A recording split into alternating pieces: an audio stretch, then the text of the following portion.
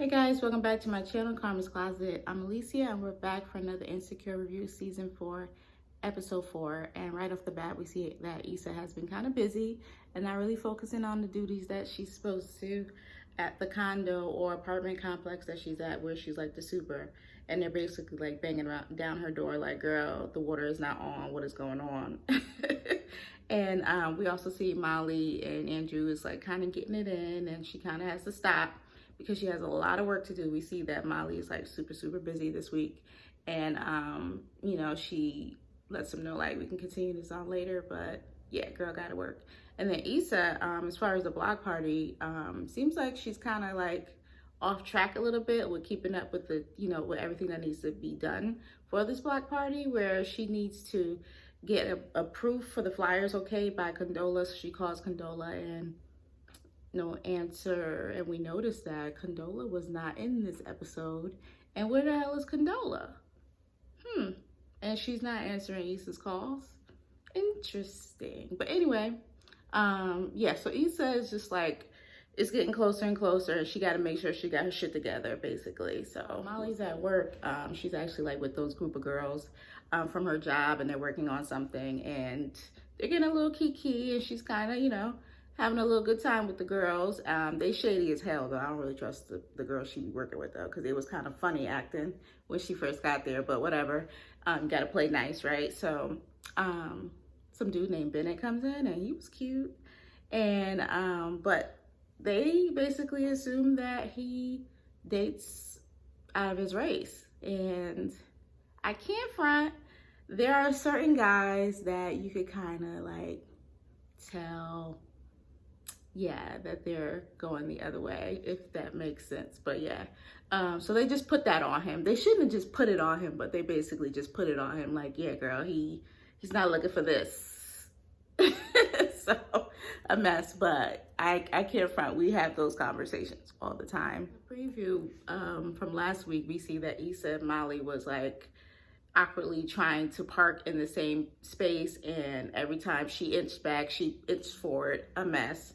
So awkward. Anyway, you know, when they're on their way to Tiffany's house, and when they get out the car, you know, they joke a little bit about it, and it's kind of awkward because they haven't really spoken about what they were supposed to speak about, you know, regarding the little argument in the grocery store. So it was interesting to see, like, are they going to talk about it right here? Like, what is going on? They don't. They're real passive aggressive, and they talk about yoga and that they're not really able to get together on Sundays. So I think they said that they were going to try to still do yoga. Let me know if I'm right about that. But I think they were saying that they can possibly still work out a time to do yoga. I'm like, girl, y'all need to work out a time to talk, or there won't be no yoga. I don't understand. So pretty much all the girls are welcoming Tiffany's baby girl, and we see Lawrence and Tiffany's baby daddy. I forgot his name.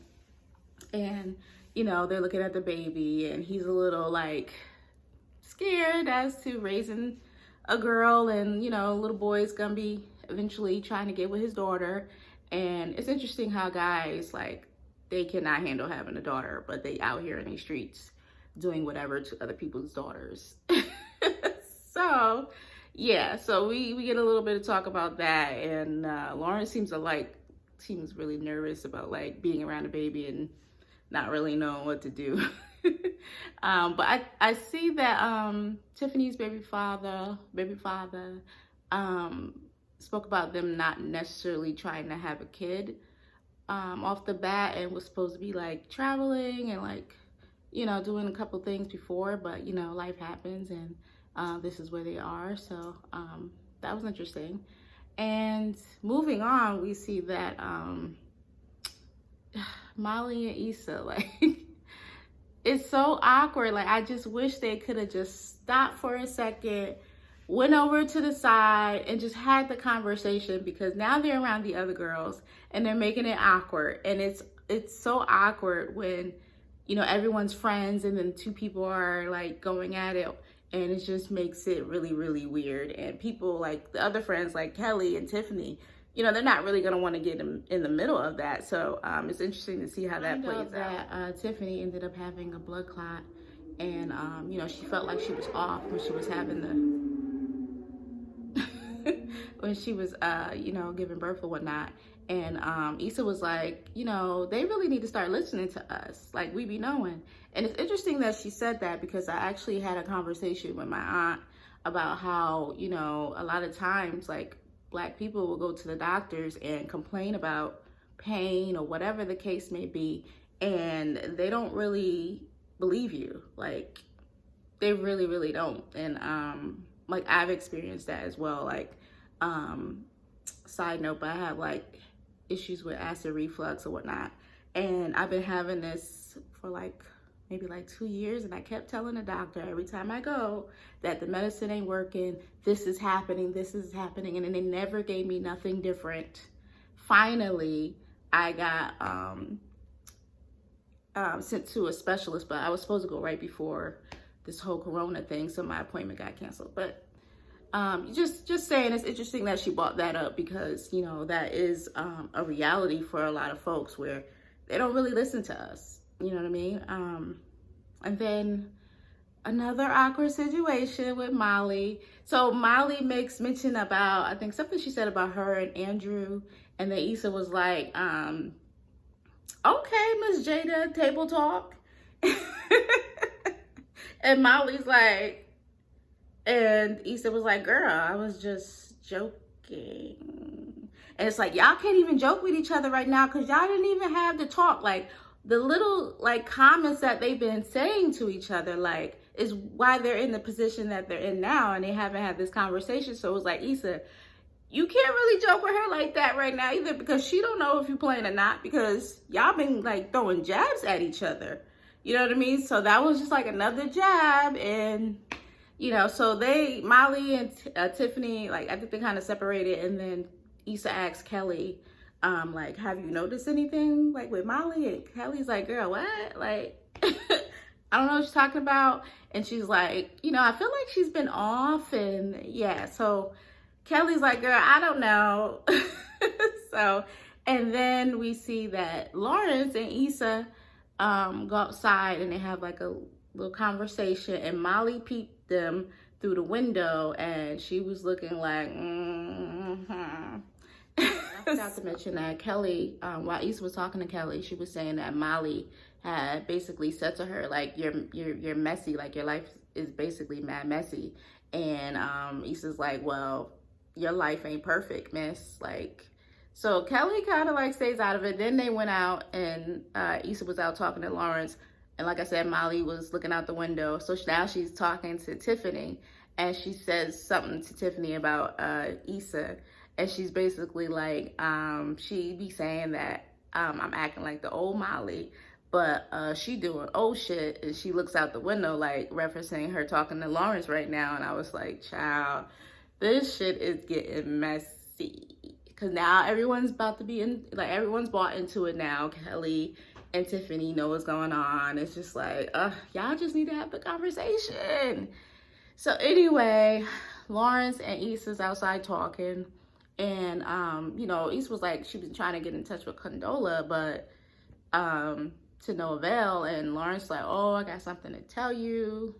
But then she gets a phone call, and she finds out that her headliner pulled out. So she like kind of gets back to conversation with Lawrence, but now she got to figure shit out. So Lawrence is like, nah, like, you know, I'll tell you basically later. And now I'm wondering, I'm like, what the hell was he gonna say? What do you guys think he was gonna tell Issa? Was it something about Condola in him? Like, or was it something about how he's been feeling about Issa? I don't know, but what do you guys think? Let me know. Now Issa has to go and really figure things out and try to find someone to headline. And child, she goes to Instagram, and she starts to type a message to Beyonce. And I was like, girl, I know you want to, but we know that's not gonna happen. So she starts to text, and then she erases it. And then she went to go to talk to try to get DJ Mustard, I think. And then she's just calling mad random people, trying to find somebody, child, last minute, and it's not looking good. But I think she should find someone local. You know what I mean? Instead of just having like a big headliner, like it's a block party. It's community based. Like it would be great to have people in the community that's up and coming artists like showcase their talent or whatnot. So I don't know. I think that might be the way it goes. But then we find out that Issa ends up hitting up Molly and asking her to talk to Andrew about having one of his artists at Live Nation that he works for to get him as the headliner. And Molly was like, well, first of all, let me go back. Molly got the call from Issa and she was like, yes, like finally, we're about to have this conversation. So Molly's like, yeah, you know, like this week has been rough for me. And Issa's like, girl, this is gonna be quick. So my headliner dropped out. And, you know, Andrew works for Live Nation. He's a rep, so maybe you can ask Andrew to hook a sister up. And Molly's on the phone like, really, bitch? Like, okay. I kind of felt her in that, like, all right, damn, Issa. So, like, she wasn't trying to hear nothing about what Molly had to say.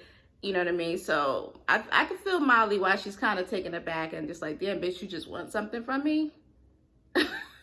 So, yeah, and it's just getting, like, worse slowly. It's just getting worse between them two. And, she starts questioning Issa, like, well, didn't you have a contract? And she's like, yeah. So she's like, well, did they like breach, like, what's up with the contract? And she's like, well, he basically broke the contract. And Issa's kind of like, well, damn, bitch, I'm trying to get help and you asking me 99 questions about the whole thing. But Molly is right. Like, okay, if he signed the contract, did you make a payment? Like, has to be a reason why he just decided not to do it. Like, and if you gave him a payment and then the next payment was supposed to be the next week, what about the last payment? Like, you're not going to try to dispute that? Or like, I don't understand. Like, so whatever. So she basically, you know, was like, well, I just need to fix this girl. Like, basically, you're going to help me or not? And Molly's like, I guess I'll ask. And basically hangs up. And then we see like Molly and Drew was out to dinner. And, you know, she had finally had the time for him and was hoping to like have a whole like nightcap. And he was like, girl, I'm gonna be with the guys playing poker. And she was like, okay, like I thought. And he's like, listen, like, I don't know where I fit in your life right now. Like, you're mad busy. Like, how am I supposed to know when you're gonna be working longer this day or that day? So he's kind of just like making his plans too. Like, he can't wait around for you, Molly, just to be sitting there ready for you to be done working. And then he just pops up. Like, so I get his, you know, his thought process with that and whatnot. But, yeah. And then we see Molly goes to Drew's house. I think it was like the next day. And she basically like apologizes for, you know, being busy or whatnot. And he's like, yo, I don't really know if like our schedules are compatible or whatnot.